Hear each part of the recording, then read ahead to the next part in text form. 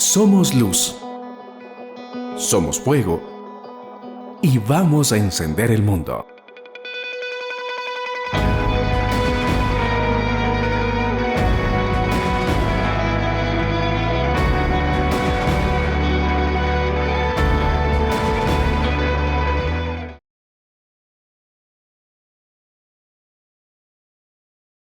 El día de hoy les quiero contar, miren, teníamos un grupo de amigos en la iglesia cuando éramos pequeños y uno de mis amigos era hecho el chistoso, ¿no?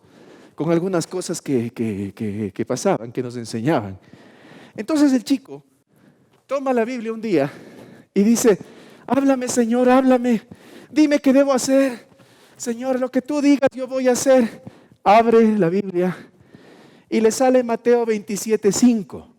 Y pone su dedo ahí y comienza a leer y dice, y arrojando las piezas de plata en el templo, salió Judas, fue y se ahorcó. Mire, la palabra del Señor no la debemos leer nosotros, ni tampoco le debemos aplicar como si fuese el periódico de hoy. Eso les vengo enseñando muchos años a la gente de IBF. Les vengo diciendo en muchas enseñanzas, no debemos aplicar la palabra como si fuera el periódico de hoy. O sea, quiero decir, no podemos leer la Biblia olvidándonos del contexto y directamente tratando de aplicar. Debemos entender la Biblia dentro de un contexto cultural, dentro de un contexto histórico. Debemos entender el momento social en que fue escrita la palabra de Dios y la intención de sus autores para que esa audiencia original pueda encontrar una palabra de parte de Dios. Contexto, historia, momento social, intención de quien escribía. En esta mañana quiero que veamos un mensaje que se llama el menos opcionado. El menos opcionado. Cierra sus ojitos. Padre, en el nombre de Jesús, que tu Santo Espíritu fluya, que no sea yo hablando, sino que tu Santo Espíritu ministre cada vida y cada corazón. Gracias por este día, mi Dios. Nos ponemos en tus manos y ruego que tú seas con nosotros, que tu Santo Espíritu ministre, Señor.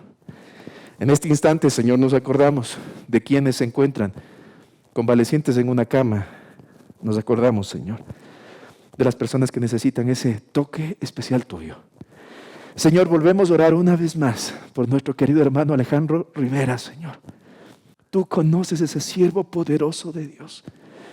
Tú sabes, Señor, lo que está atravesando y en el nombre de Jesús pido sanidad para su cuerpo.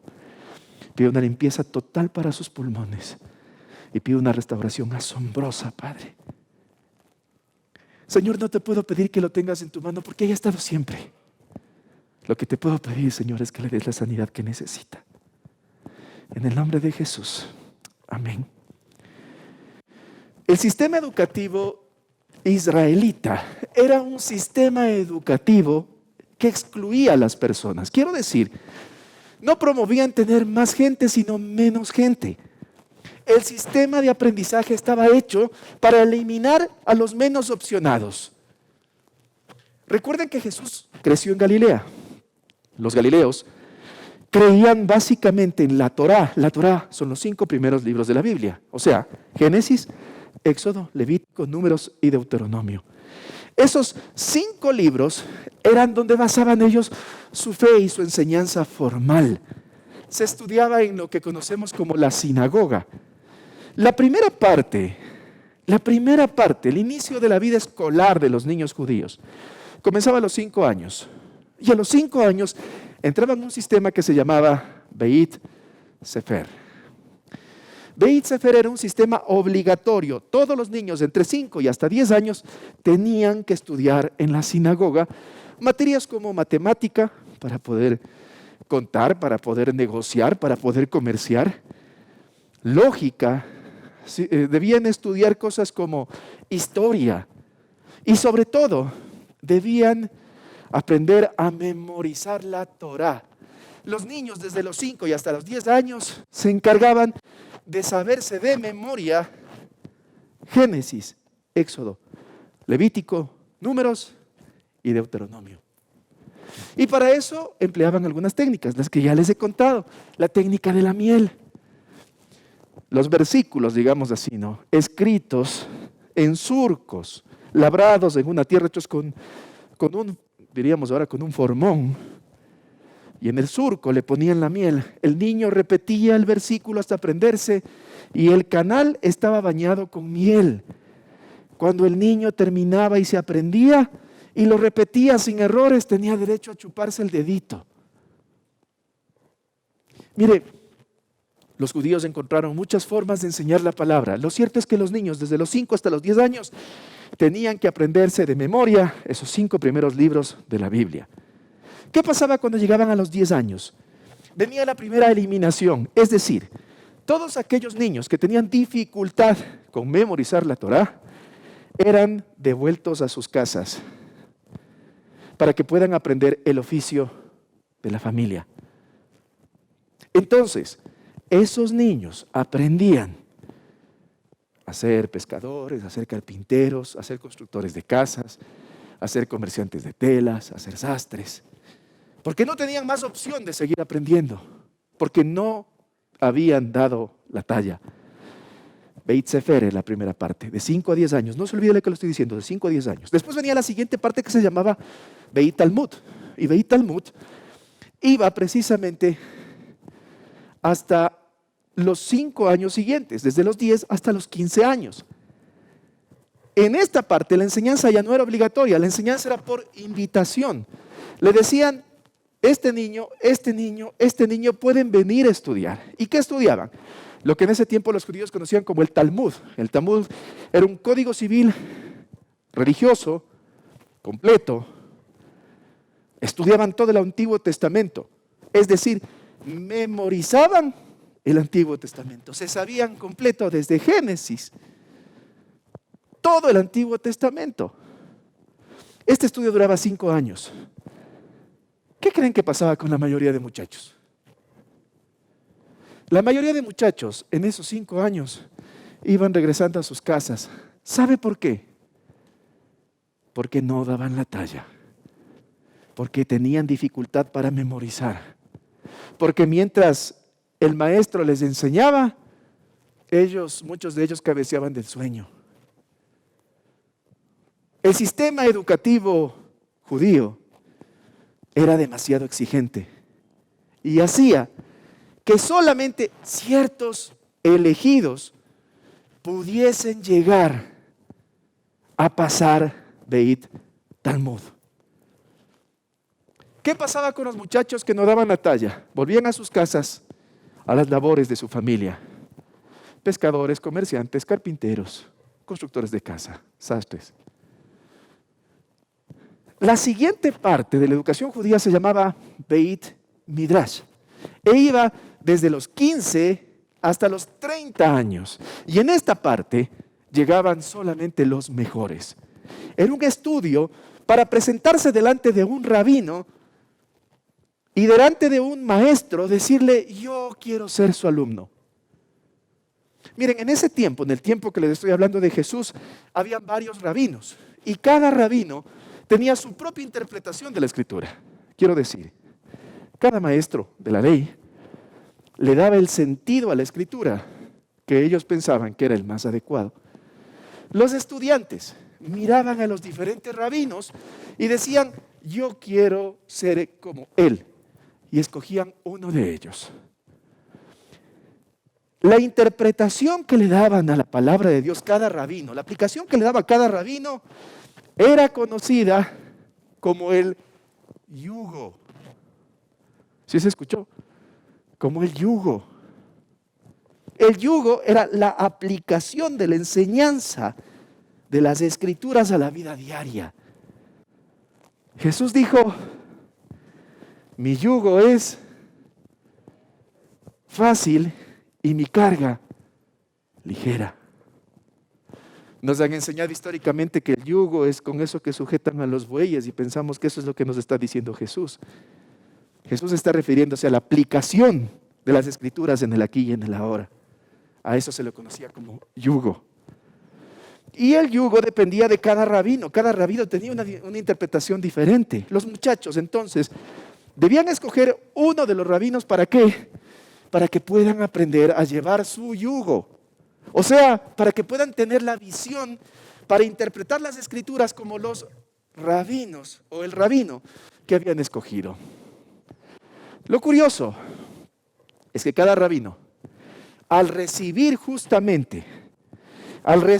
a estos muchachos, lo que hacían era someterles a unos exámenes muy fuertes. Preguntarles cómo interpretaban ciertos pasajes. Eran sometidos estos chicos a una examinación profunda, exhausta. Y habían dos respuestas después de eso.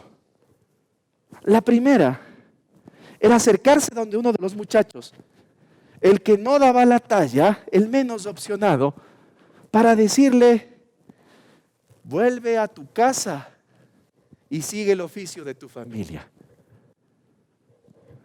Esa era la respuesta para quien no daba la talla, para el menos opcionado. Pero cuando el rabino encontraba en el grupo de muchachos aspirantes a uno o algunos que tenían la opción de seguir sus enseñanzas y llevar su yugo, se acercaba y ponía la mano en el hombro del chico y le decía: sígueme. Esa era la palabra para decir: estás aprobado. Puedes seguir tu estudio conmigo y tienes derecho a caminar conmigo, a aprender de mí, a seguir conmigo. Esos chicos tenían que salir del seno familiar y tenían que ir tras del rabino. Y textualmente, mis amigos queridos, los padres oraban por estos chicos diciéndole: absorbe hasta el polvo de tu rabino. Debían ir con su rabino, con su maestro, caminar por donde él caminaba, comer lo que él comía, respirar lo que él respiraba. Y la idea era que si el rabino al caminar levanta polvo con sus zapatos, el estudiante esté listo para meterse en el polvo de los zapatos del rabino, porque querían absorber todo, querían aprender todo de su rabino. Mire, hay algo tan interesante dentro de esto, y es que el reto para los chicos escogidos con la palabra sígueme era un día llegar a ser como su maestro. Un día llegar a ser como su maestro. Un joven que comenzó su vida académica a los 5 años, terminaba de estudiar y podía ser un rabino cuando tenía 30 años. 30 años. Entonces, el camino para llegar a ser rabino era pasar por 3 tamices, aprendiendo los 5 primeros libros de la Biblia, aprendiendo todo el Antiguo Testamento y después postulándose para seguir a un rabino y tener una educación cara a cara, personalizada, para sentarse a los pies de ese maestro y aprender la palabra, aprender el yugo, la manera de interpretarlo. A Jesús lo llamaron rabí, a Jesús lo llamaron maestro, y él empieza su vida pública a los 30 años. Pero Jesús era un maestro que no iba a las sinagogas a buscar sus alumnos. Jesús era un maestro que no iba a buscar a los grandes opcionados. Jesús fue un maestro que buscó otro tipo de gente. El primer punto, el que perdió la ilusión. ¿Cómo creen ustedes, mis amigos, que regresaban los chicos cuando se les acercaban y les decían a ellos: vuelve al oficio de tu familia? ¿Cómo creen que terminaban esos muchachos? ¿Creen que se iban felices a la casa? He votado 10, 15 años de mi vida para nada. La cara de la moneda bonita eran los chicos, escogidos por un rabino para que puedan seguirle. Esos chicos eran felices. Pero ¿qué pasaba con los muchachos que habían empezado a seguir las enseñanzas de la Torá y que en algún punto les dijeron: vuelve y aprende el oficio de tu casa? La palabra de Dios me muestra en Mateo, capítulo 4, versículos de 18 al 20, cómo Jesús escogía a sus discípulos. Mientras caminaba junto al mar de Galilea, Jesús vio a dos hermanos. El uno era Simón, llamado... ¿Sí están aquí? Ya. El uno era Simón, llamado... Y el otro era... Estaban echando la red al lago, pues ¿eran qué?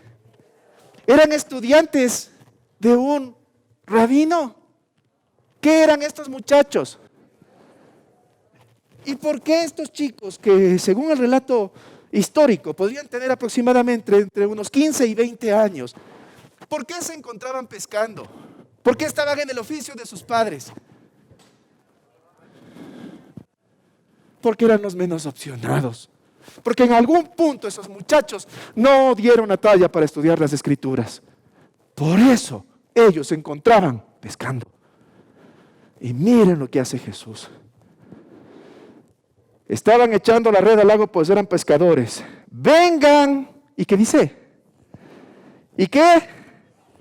Les dijo Jesús, y los haré pescadores de hombres.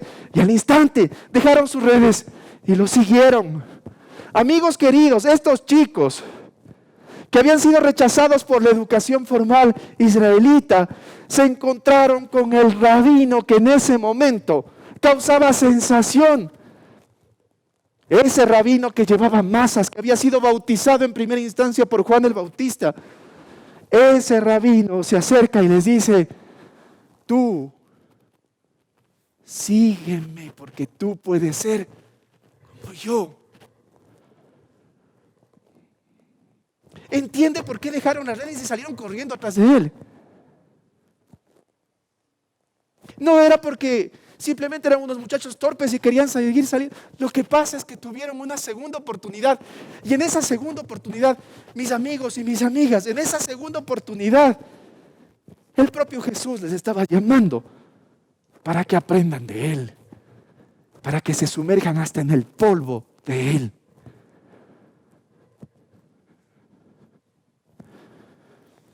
Pedro quizá estaba como muchos de nosotros, pensando que la vida inicia y termina en el trabajo. Como muchos de nosotros, quizás Pedro, pescando, trabajando, entregando todos nuestros días para llevar el pan a la casa. Mi amigo y mi amiga que hoy nos acompañas, te tengo que decir algo. Hoy Jesús se para delante de ti, te pone la mano en el hombro y te quiere decir, sígueme. Tú puedes aprender del Maestro y llegar a tener la mente de Cristo, la naturaleza de Hijo.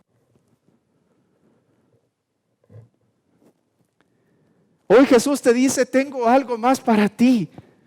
Hoy Jesús te está diciendo, tu vida no solamente es levantarte, trabajar, cobrar un sueldo y pagar deudas. Tu vida es más que eso. Hoy Jesús te dice, yo tengo un plan contigo y ese plan sigue intacto. Y tú puedes estar pensando, Jesús, pero yo no di la talla. Tú puedes estar diciendo, Jesús, yo te fallé. Tú puedes estar pensando en esta mañana, Jesús, es que yo no soy merecedor. Pero Jesús no busca seguidores en las élites religiosas. Porque lo vil y lo menospreciado del mundo, Él lo ha tomado para su gloria. Por eso les digo, mis amigos, cuando les pregunten y les digan, ¿quién es que es el pastor de tu iglesia? El Esteban Carranco. Pero ese... Usted dígale sí, a todo lo que le digan sí, dígale. Pero Dios le ha perdonado y le ha dicho, sígueme. El segundo punto. ¿Quién nos metió en problemas? ¿Quién nos metió en problemas? El primero, el menos opcionado. Después veamos quién nos metió en problemas. Pedro tuvo cosas buenas, Pedro tuvo cosas malas. Pedro fue un líder nato, fue un hombre decidido, un activista político que pensaba en la libertad de Jerusalén. La historia universal nos hace ver que Pedro era un celote. ¿Y qué era celote? ¿Un hombre lleno de celos? No. Un celote era un guerrillero. De celote viene la palabra sicario. Celote era una persona que se confundía entre la noche, se confundía entre la gente para matar romanos, para matar enemigos de Jerusalén. Pedro era un hombre impulsivo.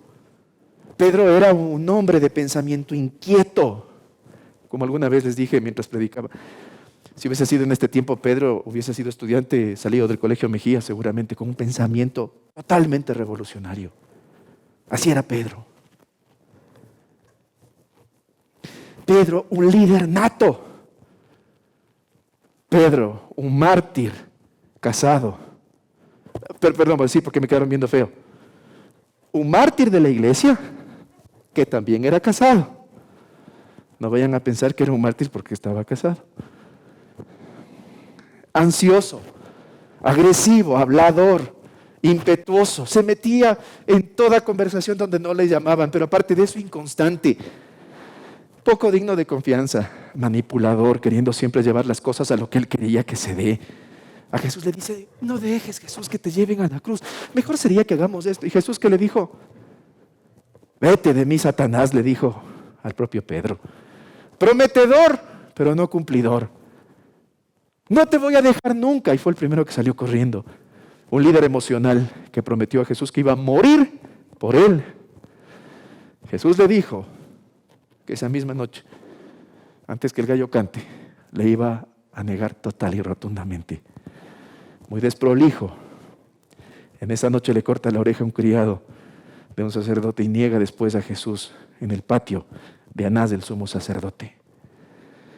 Después de negar a Jesús, este hombre impetuoso, este líder que tenía cosas buenas y cosas malas, termina de suceder esto. Lucas 22, versículos 61-62 dice, entonces, vuelto el Señor, miró a Pedro y se acordó de la palabra del Señor que le había dicho, antes que el gallo cante, me negarás 3 veces. Y Pedro, saliendo fuera, lloró amargamente. Amigos, amigas, Pedro cometió errores porque era un hombre limitado. Porque todos los que eran los mejorcitos estaban en las sinagogas aprendiendo la ley y el yugo de los religiosos de esa época. Pero el limitado Pedro estaba aprendiendo el yugo de Jesús.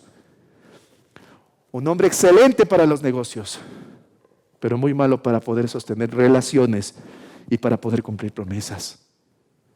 Los destacados no estaban con Jesús, estaban los menos opcionados. Hoy Jesús sigue diciéndonos a nosotros, mi yugo es fácil. ¿Cuál era el yugo de Jesús? El yugo de Jesús lo dio a conocer cuando se acercaron fariseos y le dijeron, ¿y para ti cuál es el mayor mandamiento? Y le dijo, son 2. Amar a Dios sobre todas las cosas y al prójimo como a ti mismo. Por eso en IBF nuestro yugo es amar a Dios y servir al prójimo. Ese es el yugo de Jesús. Aunque se diga amén ya.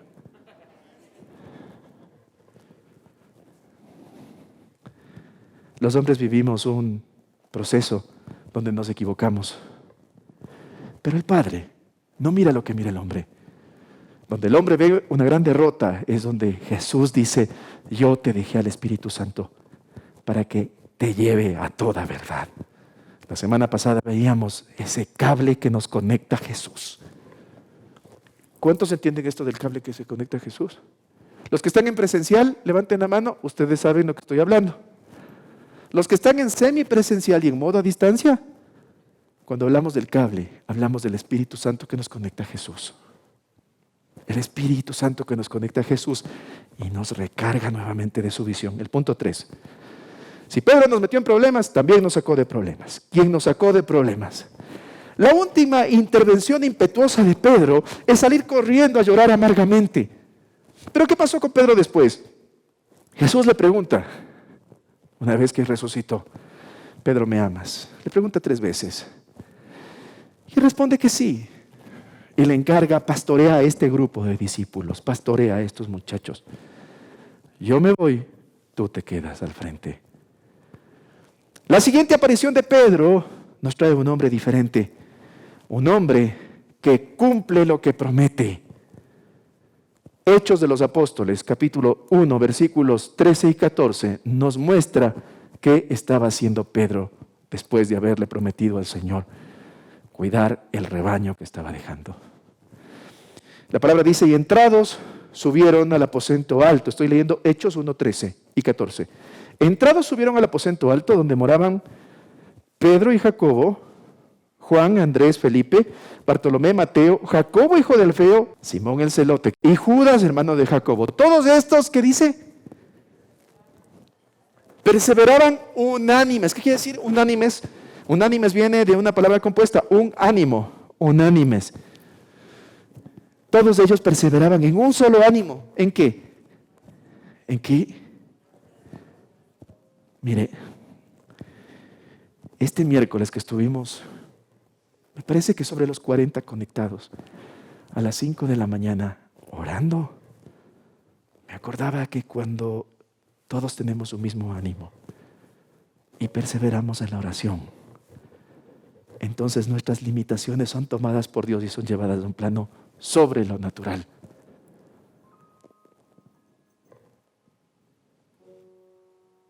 Dios escucha a quien se desgasta por Él. Todos estos perseveraban unánimes en oración y en ruego con las mujeres. ¿Con las mujeres de quién? ¿Con qué mujeres? ¿Será que estaba la mujer de Pedro? Pedro sería casado, claro. Por eso Jesús sanó a su suegra. O sea, ya no estaban solos. Con las mujeres, con María, la madre de Jesús, y con sus hermanos. Estaban otras mujeres también dentro de ese grupo. Ya no era un Pedro alocado, ya no era un Pedro impetuoso, ya no era un Pedro rebelde. Pedro perseveraba en ese encargo. Buscaba la presencia de Dios. Esta sociedad necesita más hombres dispuestos a dejar su pasado atrás, dispuestos a buscar la presencia de Dios, dispuestos a proyectarse en el ejercicio de la fe, en el aquí y en el ahora. Necesitamos menos gente llorando nuestros errores del pasado y esforzándonos por entrar a la presencia de Dios para buscarlo en un solo ánimo y con todo nuestro corazón. Cuando entramos a la habitación del Padre, las realidades cambian. Cambian. Ya saben que aquí en IBF eso del Demi orando no sirve. No sirve. Yo no puedo pelear tu batalla. Demi orando para yo seguir pecando, es lo que deberían decir completo. Dará orando que Dios me cuide y yo voy a hacer lo que yo quiero. Aquí usted gana su batalla de la fe. Usted de rodillas. Cuando entramos a la habitación del Padre, las realidades cambian. ¿Qué pasó en ese momento? Cuando todos en un solo ánimo perseveraban en oración. ¿Y por qué perseveraban? Porque todavía no veían nada, por eso perseveraban. ¿Qué pasa cuando nosotros, mis amigos queridos, seguimos en la presencia del Señor buscando aunque todavía no vemos? Agradecemos aunque todavía no tenemos. Llamamos a las cosas como quisiéramos que fuesen, aunque todavía siga siendo la misma realidad que hemos tenido. ¿Qué es lo que pasa cuando nosotros entramos a la habitación del Padre? En el caso de Pedro se cumplió una promesa, se derramó el Espíritu Santo, empezaron a hablar en otras lenguas. La casa donde estaban había unas lenguas de fuego que salían de arriba, pensaban que se estaban incendiando. La gente que estaba por afuera dijeron, estos chumados están aquí alborotando el lugar. Y Pedro, el alocado, Pedro el que un día era torpe para hablar y reflexionar, hace lo siguiente. Hechos 2, 14 y 15. Entonces Pedro, con los 11, se puso de pie y dijo a voz en cuello, compatriotas judíos, ustedes que están en Jerusalén. Déjenme explicarles lo que sucede. Presten atención a lo que les voy a decir. Estos no están borrachos como suponen ustedes. Apenas son las 9 de la mañana. Este Pedro ya no sacó una espada para volar orejas. Este Pedro, lleno del Espíritu Santo, ya no hablaba incoherencias, sino que empezó a explicar promesas que Dios había tenido. Este Pedro, transformado por el fuego del Espíritu Santo, empezó a traer voz de Dios para la gente. Este es un Pedro maduro, que ya no dice lo que le sale de su estómago. Porque este Pedro ahora está llevando el yugo de Cristo. Está interpretando como Jesús las Escrituras. Es un Pedro que mira la vida de otra manera y que interpreta lo que dice la Escritura con los ojos de Jesús. Mira lo que dice Hechos 2, 16, 17. Mas esto es lo dicho por el profeta Joel. ¿Por qué sabía Pedro lo que decía Joel? Pedro sabía lo que decía Joel, ¿sabe por qué? Porque un día estudió en una sinagoga y un día le dijeron: ándate para tu casa, vuelve a ser pescador. Pero ahora este Pedro, que había seguido a Jesús y que 3 años se había sumergido hasta en el polvo de Jesús, dice: lo que está pasando ahorita es lo que ya Joel dijo. En los postreros días, dice Dios, derramaré de mi espíritu sobre toda carne, y vuestros hijos y vuestras hijas profetizarán. Vuestros jóvenes verán visiones y vuestros ancianos soñarán sueños. Pedro saca todo su estudio sobre las Escrituras, pero no como letra muerta, sino con la mente de Cristo. Entonces la Escritura cobra vida y cobra vigencia. Los religiosos seguían enseñando la misma Escritura, pero con ojos humanos. El yugo de Jesús es fácil cuando el Espíritu Santo te acompaña. ¿Y cómo consigues la presencia del Espíritu Santo? Igual que Pedro, sumergiéndote todos los días en su presencia, luchando por mantener la unidad en tu casa, en tu iglesia, en tu entorno, para tener todos una misma forma de reflexionar, de pensar y de proceder, anhelando, conversando con el Espíritu Santo todos los días. Hoy necesitamos hombres y mujeres parecidos a este Pedro. Hoy necesitamos hombres y mujeres llenos del Espíritu Santo, que lleven el yugo de Jesús, porque su promesa es que en los tiempos finales se derramará su Santo Espíritu sobre toda carne, y nuestros hijos y nuestras hijas hablarán las verdades de Dios. Y dice hijos y también hijas, por si acaso, porque los dos llevamos bendición, hombres y mujeres.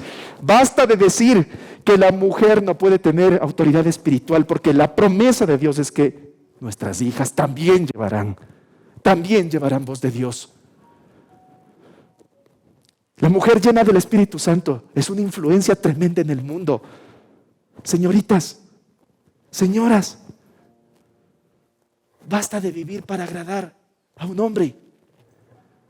Cuando son chiquitas, póngase el vestido porque el papito y no sé qué, y para que le vea el papito. Les vamos formateando a las niñas para agradar a un hombre. Y cuando son más grandecitas, señoritas, lo que piensan es que deben agradar al chico que les gusta, después al novio, después al esposo. Y después de agradar al esposo con sus acciones, empiezan a agradar a los hijos. Y cuando dicen, por fin voy a dedicar tiempo para mí, resulta que les toca agradar a los nietos. ¿O estoy mintiendo, señoras? Mujercitas, al único que tienen que agradar es a Jesús. Hoy les dice, sígueme, mi carga es ligera y mi yugo es fácil. Ustedes no están hechos para agradar a ningún hombre, están hechos para agradar a Dios. Y cuando ustedes agradan a Dios, hay un montón de gente que estamos contentos al ver que ustedes son influencia influencia de Dios para el mundo. Necesitamos el Espíritu de Dios para que nuestros jóvenes vuelvan a ver visiones. Quiero decir, vuelvan a tener visión. Basta de tener una juventud atontada con cosas vanas que no tienen eco en la eternidad. Muchachos que solamente viven para los juegos electrónicos, muchachos que viven solamente para complacer al cuerpo. Es hora de tener jóvenes que recobren la visión de parte de Dios. Necesitamos más Pedros llenos del Espíritu Santo que nos recuerden que los ancianos, cuando son tocados por el poder del Santo Espíritu, vuelven a tener sueños. Si usted pensó que la vida se acabó, que están en la recta final y están listos solo para agradar a los nietos, en esta mañana Jesús le está diciendo, sígueme. ¿Sabe por qué? Porque su historia no ha terminado. Porque su historia no ha terminado. Porque Dios sigue teniendo sueños con usted. Porque usted todavía tiene propósito por cumplir. En esta mañana, Jesús le dice, sígueme, quiero derramar mi espíritu sobre ti para que vuelvas a soñar. Para que vuelvas a soñar. ¿Alguien puede creer esto? ¿Alguien puede decir, Señor, yo creo que mis hijos y mis hijas van a traer voz tuya, van a denunciar pecado social, van a denunciar pecado de iglesia? Yo creo que mis hijos van a llevar esa bendición. ¿Hay alguien que pueda creer eso? ¿Hay alguien que pueda decir, yo creo que los jóvenes vamos a volver a visionar, vamos a volver a proyectarnos, porque un examen no dice lo que soy yo? Jóvenes que fueron estigmatizados porque no pudieron entrar a la universidad. Hoy el Señor les dice, sígueme. Dios tiene sueños contigo aún. Y quizás tú te sientas el menos opcionado. Quizás te sientas el rechazado del sistema. Pero para Jesús tú sigues siendo un hijo amado. Y la promesa es que cuando se derrame el Espíritu Santo, tú volverás a visionar tu vida. Y si tú pensaste que simplemente la vida se acabó, que estás en la parte final, el Espíritu Santo de Dios hoy te quiere tocar y decirte, yo sigo soñando contigo. Sigo soñando contigo. El menos opcionado fue Pedro. Pero Jesús lo convirtió en alguien que cambió su mente de esclavo para tener la mente de hijo y empezar a pensar en el yugo de Cristo. Jesús llama al menos opcionado para que al llenarlo de su Santo Espíritu se convierte en alguien que arrebata las promesas del Padre, las que reservó para los valientes y los esforzados. No dejes que otro se lleve tu corona, porque esa corona Dios te puso para ti. Dios llama al menos opcionado para avergonzar al sabio y al entendido. Si tú pensaste que tus hijos no tienen opción, esta mañana te vengo a decir, el Espíritu Santo los llena y en el nombre de Jesús se convierten en la primera opción del reino.